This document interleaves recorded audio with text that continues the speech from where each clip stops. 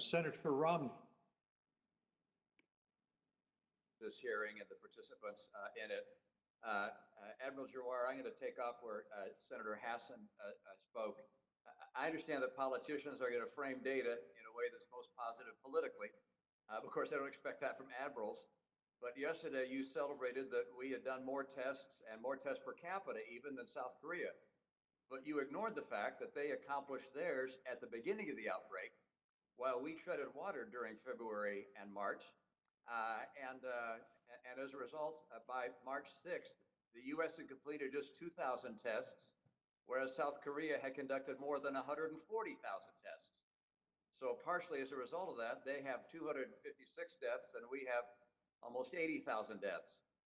I find our testing record nothing to celebrate whatsoever. The fact is their test numbers are going down, down, down, down now because they don't have the kind of outbreak we have. Ours are going up, up, up as they have to. I think that's an important lesson for us as we think about the future. On a separate topic, my impression is that with regards to vaccines, where I'm critical of what we've done on testing on vaccines, we've done a pretty darn good job of moving ahead pretty aggressively. And yet the president said the other day that President Obama is responsible for our lack of a vaccine.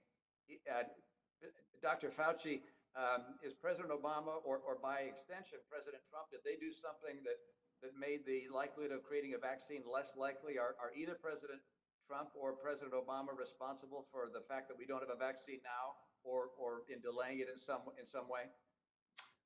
No, Senator, not at all. Certainly President Obama nor President Trump are responsible for our not having a vaccine. We moved, as you said, because I described it in my opening statement, rather rapidly. No one has ever gone from knowing what the virus was to a phase 1 trial as fast as we've done. So I don't think that's something that one should say anybody's responsible for doing anything wrong on that. I think that's right. That's the correct way to do it. Thank you. That was my impression. I was surprised by the comment, but that was my impression. Dr. Redfield, Senator Sinema and I wrote a letter to you expressing our dismay at the lack of real-time data at the CDC. I'm talking about granular, demographic, hospitalization, treatment data.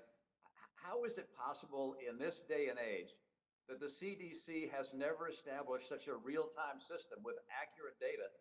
And what can Congress do to rectify that so we never have to look at something like this again?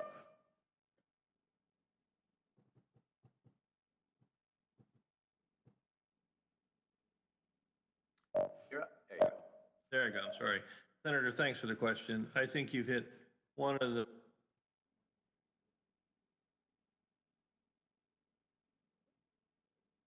how important they are. The first one I focus on is data modernization, data analytics, and predictive data analysis.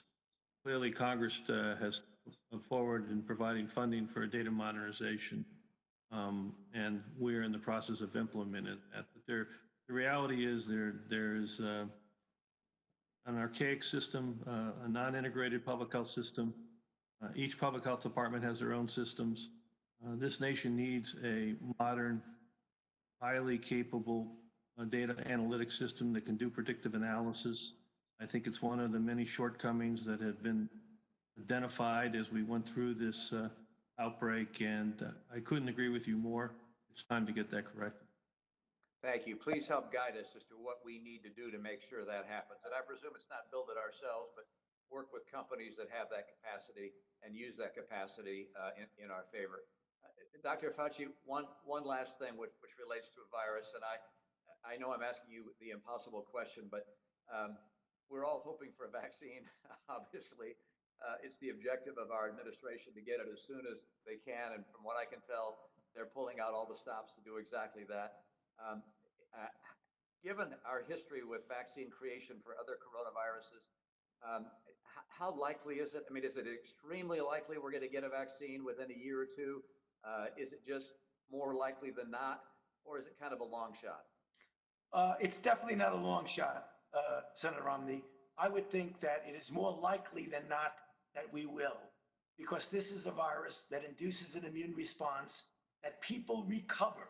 The overwhelming majority of people recover from this virus. Although there is good morbidity and mortality at a level in certain populations, The very fact that the body is capable of spontaneously clearing the virus tells me that, at least from a conceptual standpoint, we can stimulate the body with a vaccine that would induce a similar response.